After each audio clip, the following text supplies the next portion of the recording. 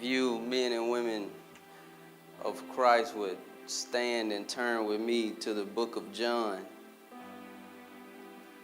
We're going to read two different passages, but we're going to start with John chapter 11, verses 38 through 45. Bless your name, Jesus. And then we're going to flip over after that to John chapter 12. Somebody say the very next chapter.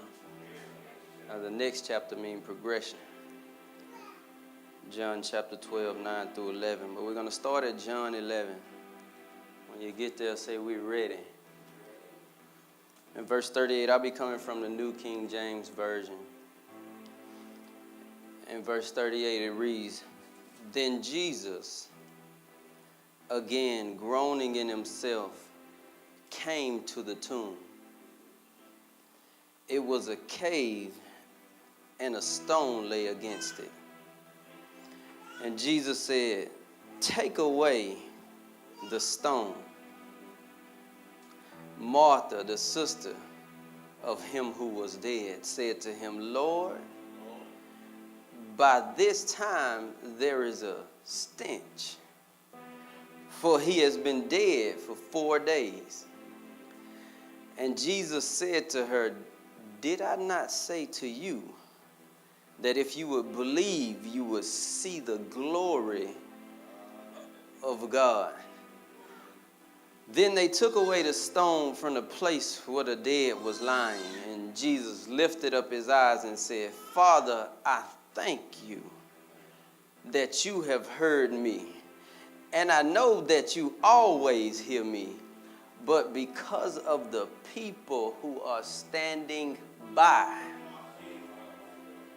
I said this, that they may believe that you sent.'" I'm going to read that again. "And I know that you always hear me, but because of the people who are standing by." That means we already got a relationship. Every single time I call, you hear, you answer, but there are people who are standing by. So for the people standing by, I said this, that they may believe that you sent me. Now when he had said these things, he cried with a loud voice, "Lazarus, Lazarus, come forth." In verse 34, because you know when he speaks, stuff's got to happen. It says, "And he who had died came out, bound hand and foot with grave clothes, and his face was wrapped with a cloth. And Jesus said to them," he talking to the grave clothes. I come to talk to some grave clothes today. "And Jesus said to them," say he talking to the grave clothes, "Loose him and let him go." Then many of the Jews who had come to Mary and had seen the things Jesus did believed in him. And we're going to flip on over to John 12, reading verses 9 through 11.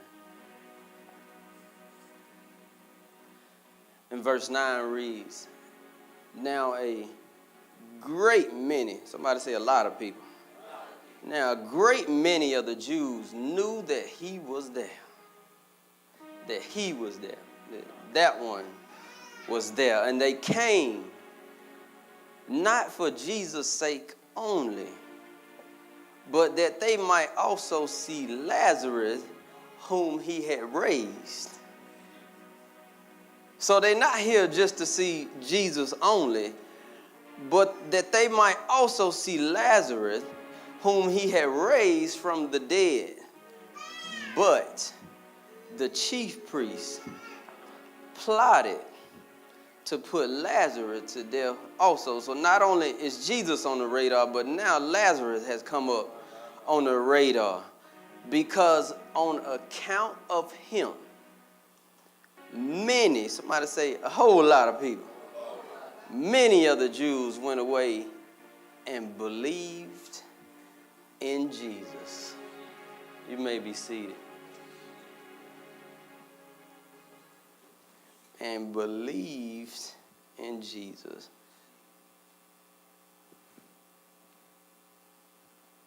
if I had to coin this with a title, it would be Protect Your Proof. Protect your proof. Can I take my time this morning? All right. So a little backstory to this is Lazarus was sick, right? And Mary and Martha, they sent word to Jesus, who had gone on to another location there. And they said, Jesus, Lazarus is sick unto death. Lazarus is sick unto death. In other words, this is an urgent matter that we need acted upon quickly. And we know that you can do it. So if you can get here now, Lazarus is at a point where he's sick unto death. But still, Jesus waited 2 more days before he went to tend to this, what was perceived as a problem. So he waited, somebody say a few more days. So she said, Jesus, it's urgent on Monday. And Jesus said, I'll be there Wednesday. So Lazarus is sick unto death, and Jesus, he waits 2 more days. And then he told the disciples, he said, let's go back to Judea because Lazarus is asleep. And the disciples said, well, Lord, if Lazarus is asleep, he will be well again. So Jesus said, all right, let me break this down to you. Lazarus is dead, and I'm going to wake him. And the disciples said, I like the term that they use, rabbi, which means teacher. As in, rabbi, do you not know that the very last time that we went to this place, somebody say this place. The very last time we went to this place, they tried to kill you. In other words, rabbi, teacher, you must didn't get the lesson from the last time. Do you not know that the last time that we went to this place, that you were in this place, they attempted to kill you? And you saying that you want to go back and you want to go in the land of the killers to see the dead. How many know we serve a God that will go into the land of the killers to see the dead? I think that the God that I serve will go into the land of killers when I was in a dead state. So the disciples and Jesus, they get there. And when they get there, they were met by Martha, not first lady, but another Martha. So they were met by Martha, and they said, Jesus, if you had gotten here sooner, then Lazarus would still be alive. So they were upset that Jesus didn't put a rush on what they considered a priority. Have you ever had to go help somebody and they didn't appreciate what you went through just to get there? Remember the very last time that he was here, they attempted to take his life, and he still came back to the land to kill us for something that was already dead. How selfish of us as a people of God when we don't know the plans, when we don't know the magnitude of what it is that God has working in the details and the plans of the Lord. How selfish of us to try to rush him and complain about his methods. Hey, when we not considering what shadow he had to light up, what mountain he had to climb up, what wall he had to kick down to come get us. How selfish of us. So not only did Martha say this, so Martha left and went to talk to Mary, and then Mary came and said, Rabbi, if you had gotten here sooner. Do we do God that way? Do we not consider the places he had to go into to pull us out?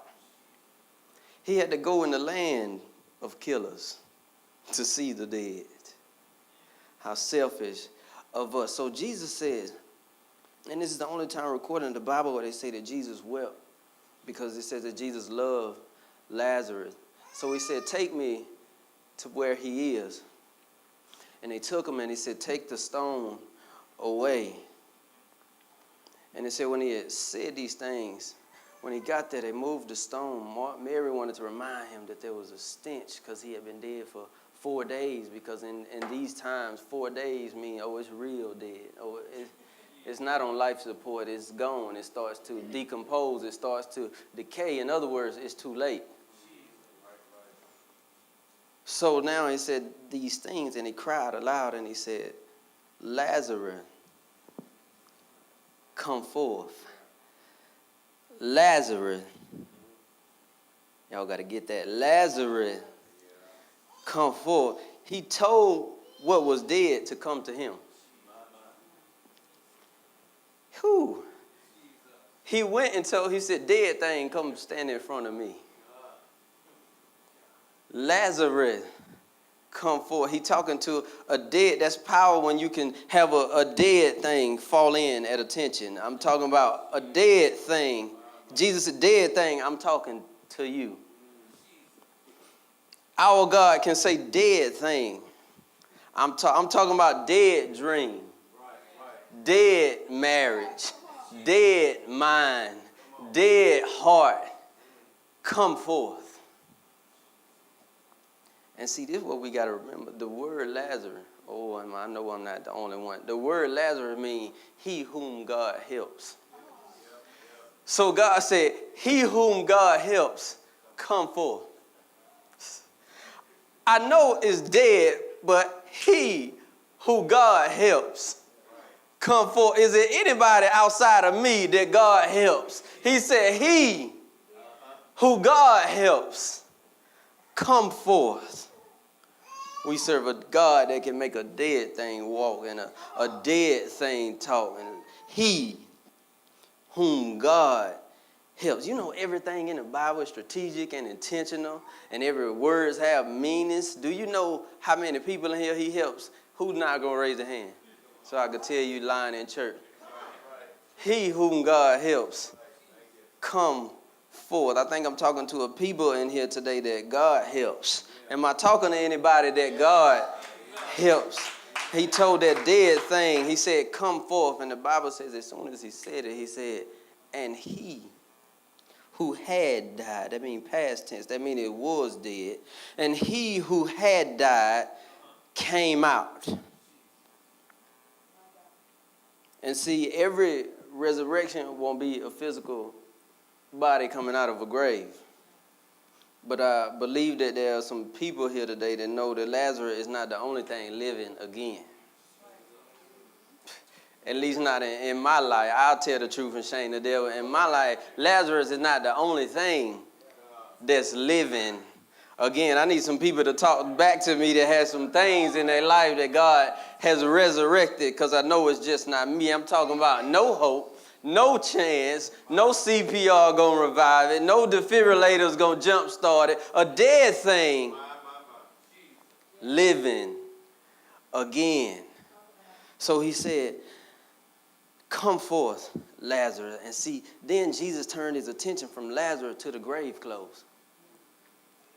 The first time he spoke to the dead thing. The second time that he spoke to what was killing it, what it was wrapped in, what the dead thing was wrapped in. So he said, come forth whom he helps, those who he help, and let me help you. So it said he came out bound. Somebody say hand and feet with grave clothes. And then it said, and his face was wrapped with a cloth. So you got hand, feet, and his face. Why is it important for the enemy to wrap up your hands, feet, and your faith? Because the enemy is after the works in your hand, the walk of your feet, and the words of your mouth. So he said, first he said, God, those who God helps, come forth. And then he said, that's holding the works that that's covering the walk, that that's covering the words, loose him and let him go, because I need the works. I need the walk. I need the word. So you're going to have to loose him and let him go. See, some of us have come forward, but we ain't shedded our grave clothes. Yeah, and long as your hands wrapped, you can't work. Long as your feet are wrapped, you can't walk. And long as your face is covered, you can't use your words. So he said, what's holding the works? What's holding the walk? What's holding the words? Loose him and let him go. And see, a full resurrection of God is going, that's how all that's going to be free. That's how you can tell who still got grave clothes on. When I go into a place, if your works are hindered, I know your hands still wrapped.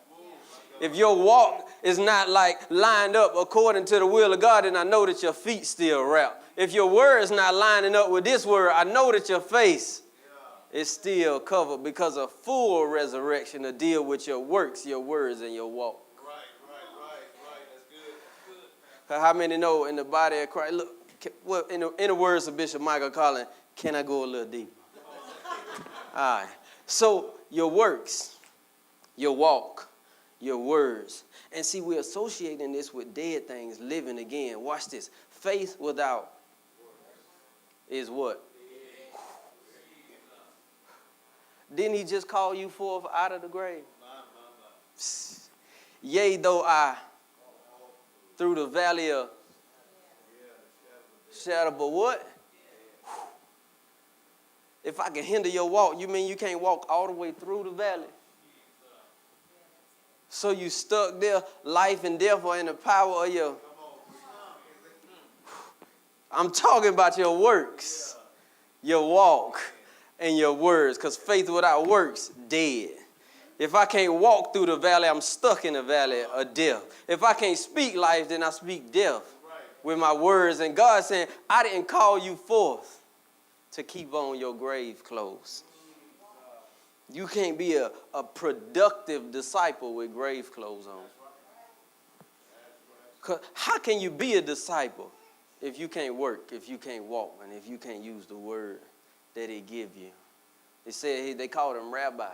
If the teacher teach you words that you need to reciprocate and duplicate in order to tear things down, if you can't use it, he can't use you. Tell your neighbor, I hope you don't still have on your grave clothes.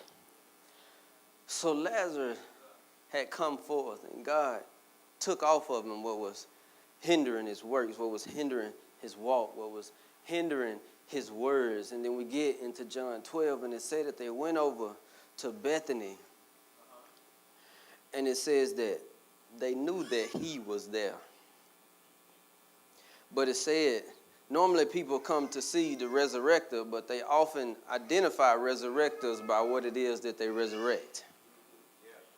So it said they knew that he was there, but they didn't come to see for Jesus' sake only, is what the Bible says. But it said that they came to see Lazarus, whom he had raised.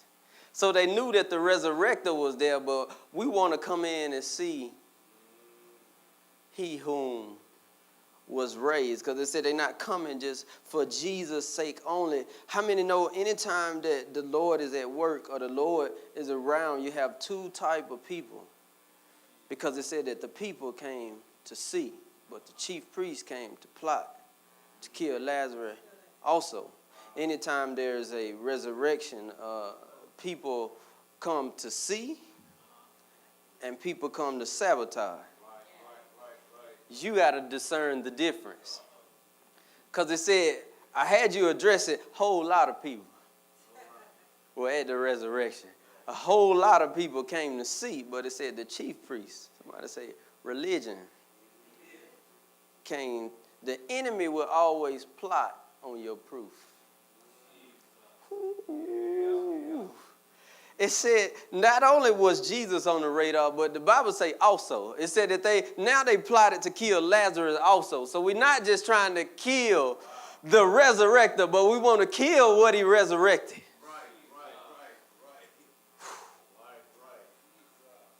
Why you think persecution starts in the... Ooh. Why you think persecution starts in it? Because we were the ones that he raised. How many know the wages of sin is? And we were all dead until he came and called us forth. And now they not only plotting on him, but they plotting on us. You know, it's dangerous to be a miracle, the product of a miracle. It's dangerous. It's the being a product of a resurrection, have people coming after you. Persecution will start in the church. So it said that they plotted. So not only are they tried to kill Jesus last time he came. He went into the land of the killers and resurrected a dead thing. And now they not only after him, but they after what he resurrected. Tell your neighbor, protect your proof. You have to protect, because that's what the enemy is plotting on, because the word proof in itself means evidence that compels acceptance by the mind of a truth or a fact.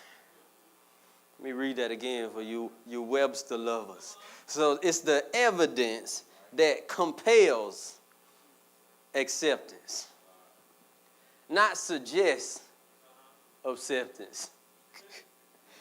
It compels acceptance by the mind of the truth.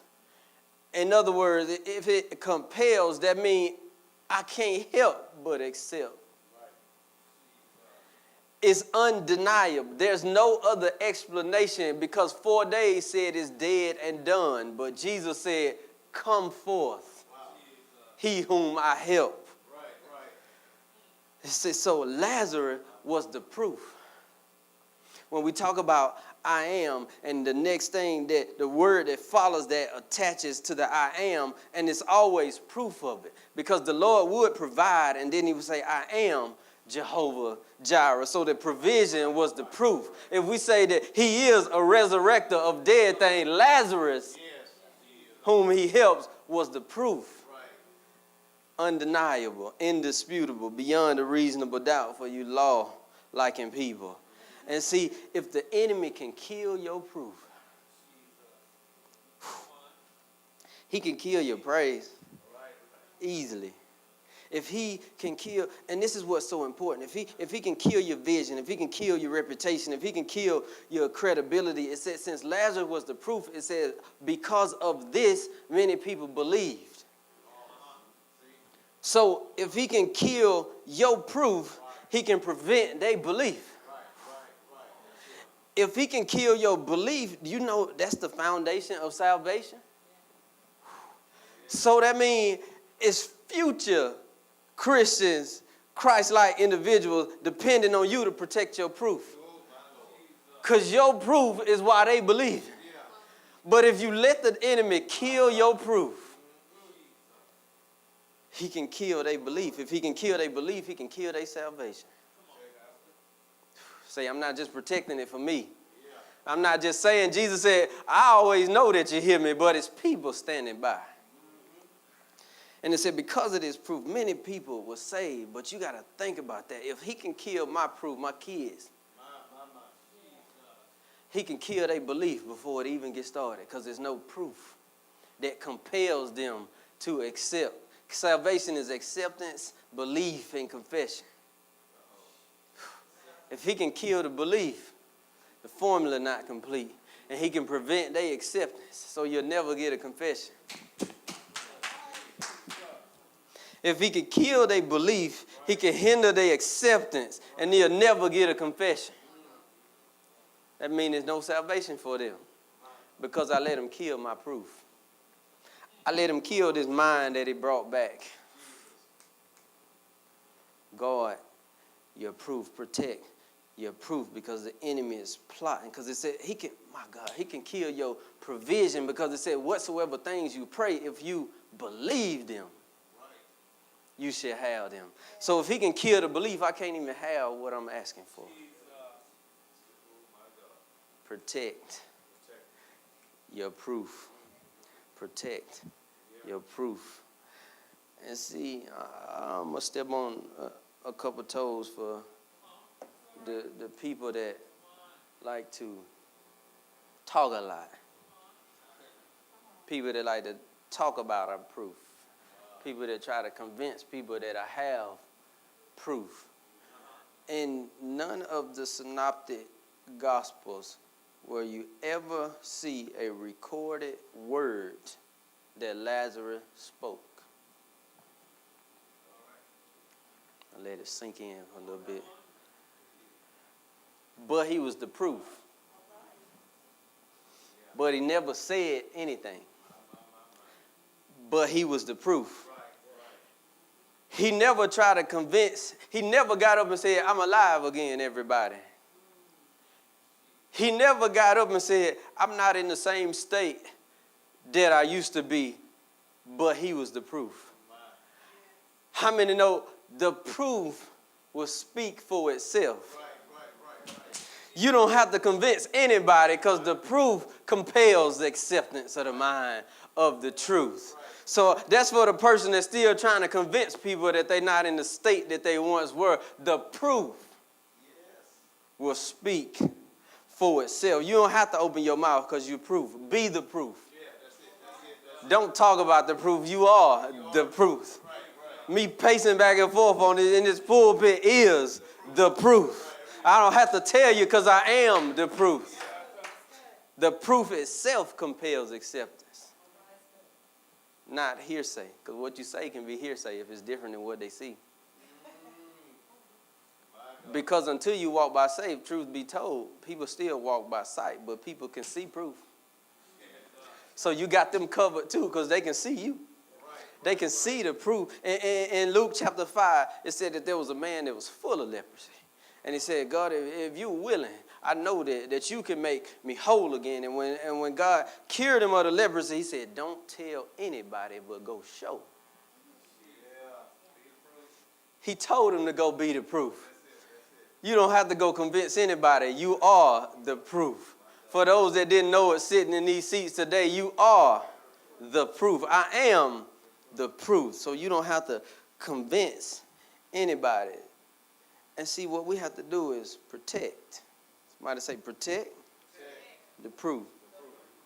Deacon Bell, if you would put my lovely picture up.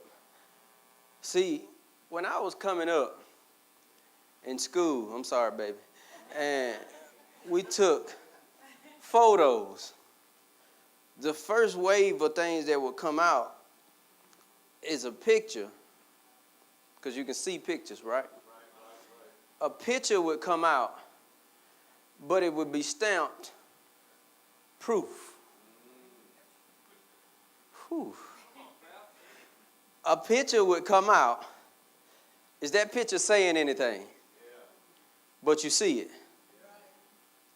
And they put the proof on it. So what that meant was, you can't have these. What that means is you can see this, but you can't have these. And it's also a foreshadow, like Old Testament and New Testament. It's a foreshadow of what you can get, of what's coming. But you can't have the proof. So if the people of God would stamp a proof on, if we would stamp a proof on what God has resurrected. Can I get that over here, Prophet Hall? If we would tell the enemy that this person whom God helped, this thing that God helps, if we can slap a proof on it, somebody say put a proof on it. If we can put a proof on it, that means the enemy can't have this. So when the enemy starts attacking this renewed mind that God has resurrected in your life, if you can slap the proof on it, tell enemy you can't have this renewed mind. I'm talking about a marriage that used to be out, but God brought it back. If you can slap the proof on it. Say, enemy, you can't have this marriage. I'm talking about there's people out here with prodigal sons and daughters who are living all kind of ways. God brought them back. Tell the enemy, I put the proof on my children. You can't have this. So you can plot, but God has broken this cycle. Put the proof on it. This heart that used to be broken. This stony heart that he took away and gave me a heart of flesh that he can mend and mold and shape. If we as the people of God will put the proof on it, that means, enemy, this is off limits to you because belief is dependent on this. Compelled acceptance is dependent on this. And I owe you that you brought it back. You can take that down, Big Bill. I owe you that you brought this back for me, so I'm going to put the proof on it. So the enemy can plot all he want. He can plan all he want, but he not going to kill my proof because I put the proof on it. And say, Pastor Cooley, that's all fine and dandy, but how do we put the proof on it? If you look in John 12 and 9 through 11, while they was plotting, it said that Jesus was at the table. Who was with him? Other people had to serve. Other people had to work. But it say that Lazarus was also at the table with him. So that he resurrects, you got to put it at the table with him. Because, I'm talking about at the table. I'm talking about in the hands. I'm talking about at the feet of Jesus. The only way that you are going to put the proof on it is when he resurrected. Keep it. Tell your neighbor, keep it next to Jesus. That's the only way that you can stamp the proof. That means Satan, plotters, sabotagers, slanderers, backbiters, this that he raised, this whom he helps is off limits. The proof is always next to Jesus. Say he got the proof on him. I said, Lord, I need a proof on my marriage. Put the proof on. Lord, I need a proof on my mind. Stamp the proof on. Lord, I need a proof on this heart. Stamp the proof on it and sit it at the table. Put it in his hands. Put it on his feet. See, God, my God, God resurrected this. That's what the proof is. What you see walking up here, God resurrected this. I'm talking about everything up here I had to put a proof on. You can relate, but I can rely. Because this was the proof. We are the proof. You are the proof. And if you can stamp the proof on it, and keep it next to Jesus is nothing. Guess what? In the Bible, you will never read. Somebody find it, and I'm going to question the Bible that you have. If you find in there where Lazarus died again. Somebody showed me Lazarus' funeral after this resurrection. Somebody showed me an obituary where the proof died again. Whew. When God brings it back. When God looses, when God lets go, when we put the proof on it and put it at the table with Jesus, this proof can't die. Whatever it is, the proof is still here. The proof is still here. What we say, but in close proximity to Jesus is the proof. And that's why it's so important, not for our sake only, that we protect it, because this is what compels. The proof is what compels the acceptance. It said they didn't come for Jesus' sake only. They came to see Lazarus whom he raised because of this. Many people, say a whole lot of people, we've been saying that came to believe in Jesus. If we are trying to build this army, people got to see the proof. And that biggest one up there, to me, is that cycle, that revolving door. If you come back to it again, your proof is dying. And if they can kill the proof, if they can kill the proof, proof is truth. If they can kill the proof, they can kill the truth. So not just for your sake. See, I believe in this season, and that's why I believe that God been dealing with me about this.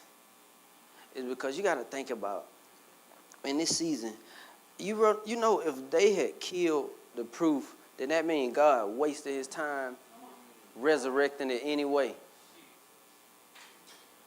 If we let the enemy keep us in a cycle, keep killing that proof every time, keep killing it every time, that cycle, you back around, keep killing it every time. What kind of appreciation does that show when God keeps resurrecting? If he brought it back, he needed to be living. If he brought it back, he needed to be living. There is salvation of others depending on you protecting your proof. And I believe that in this season, God is getting ready to call some grave clothes off of some stuff in your life. But you got to be prepared and ready and know what to do with it when he call them off. Because, you know, your works can get tied up again. Your walk can get tied up again. Your words can get tied up again. So have some reverence and gratitude to the resurrector of what he's brought back into your life that was once dead, that dream, that calling, that marriage, that heart, that relationship, that family, those generational curses, those chains. Why would you put a chain back together that he's broken? The salvation of others is dependent on us protecting our proof. Don't keep going back into the hospital. Don't keep getting back in the sick bed. God said, I got you out of that sick bed I don't know how many times. You just keep. If you put the proof on it and put it next to Jesus, it's off limits to the enemy. If he got to it, it wasn't at the table. I'm sorry to tell you, but if he got to it, then it wasn't in position. It wasn't at the table.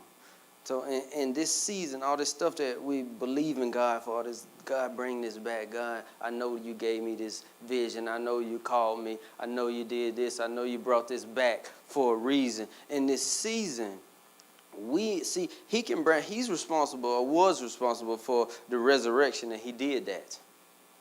So when he resurrected, it's our job to protect it. And anytime we leave it unprotected, the enemy will kill it. What do you think a cycle is?